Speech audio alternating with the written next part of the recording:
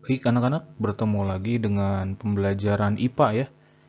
Kali ini kita akan berbicara tentang kalor ya. Setelah beberapa minggu yang lalu kita belajar tentang suhu, kemudian pemuaian ya. Kita sekarang belajar tentang kalor.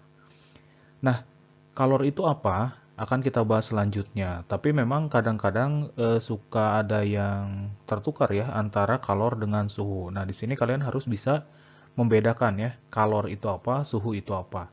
Suhu seperti yang sudah kita pelajari sebelumnya adalah derajat atau angka yang menunjukkan panas dinginnya suatu benda ya.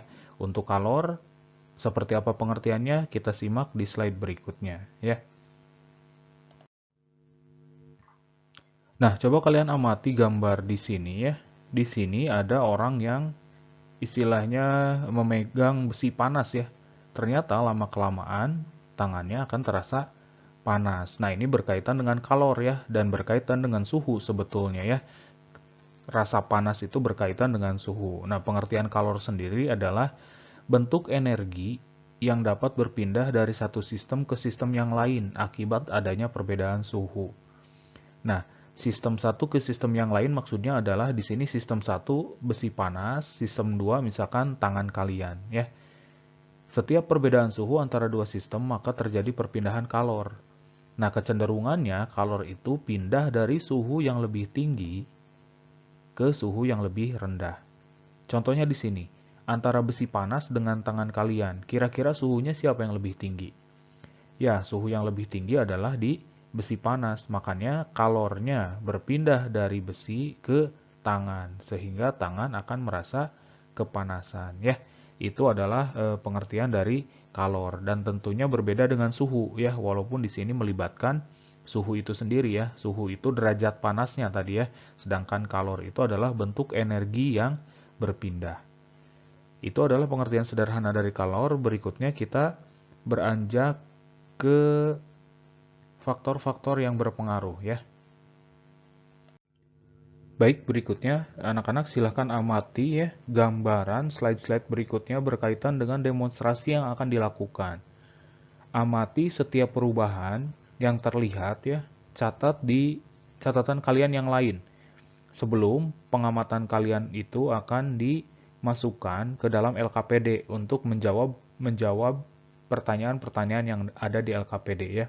Amati dengan baik perubahan-perubahan yang ada, lihat perubahan atau perbedaannya, dan itu bisa jadi memang merupakan clue untuk menjawab LKPD yang ada di lampiran Google Classroom berikutnya.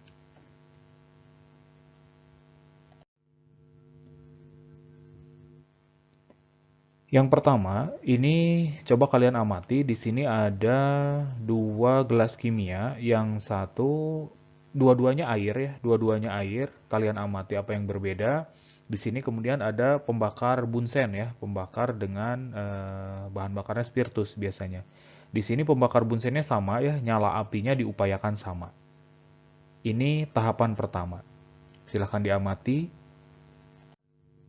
Kemudian dimasukkan termometer. Diukur terlebih dahulu suhu awalnya. Kemudian setelah mengalami pemanasan, kalian amati, kalian perkirakan apa yang akan terjadi. Langkah berikutnya adalah dalam batasan tertentu, lihat perubahan-perubahan yang terjadi. Oke, lihat perbedaannya antara bagian A, kita sebut ini A misalkan ya, ini kita sebut B. Silahkan amati perbedaannya, tulis dulu di catatan kalian yang lain sebelum kalian menjawab di LKPD. Sudah teramati? Oke. Baik, itu untuk percobaan satu ya. Amati apa yang berbeda, kemudian dari hasilnya apa pengaruhnya. Di percobaan nomor 2, kita sebut ini bagian A ya, kita sebut ini bagian B. Ini sama-sama ya, masanya sama, kemudian yang berbeda adalah dengan perlakuan yang sama tadi ya, pembakar bunsen, jadi ini diupayakan nyala apinya sama. Kemudian bentuk bejananya juga sama, Yang berbeda adalah jenisnya. Silahkan kalian amati. Oke, ini tahap awal. Tahap berikutnya adalah diukur kembali suhu air sebelum bunsen dinyalakan ya, dimasukkan termometer. Kemudian dipanaskan, perkirakan apa yang akan terjadi ya. Kemudian amati perubahannya di slide berikutnya. Oke. Ya, silahkan kalian lihat perbedaannya dengan slide sebelumnya. Silahkan amati, bandingkan apa yang berubah, kemudian apa yang berbeda, dan pengaruhnya apa. Ya. Oke, kita akan mencoba belajar. Kalian menemukan terlebih dahulu, kemudian dijawab di LKPD. Pembahasannya kita bahas setelah kalian menjawab LKPD tersebut. Oke, sudah teramati? Oke, cukup ya. Nah, berikutnya satu percobaan lagi. Ini adalah kondisi awal. Ya, kondisi awal. Ini bagian A, misalkan saya sebut ya, Bapak sebut ini bagian A. Ini bagian B. Kalian amati. Ya, ini semuanya sama persis ya. Bunsennya juga sama, kayak gitu ya. Berarti kita amati slide berikutnya untuk melihat perbedaannya. Ya, seperti percobaan berikutnya, dimasukkan termometer terlebih dahulu untuk mengukur suhu awal air ya.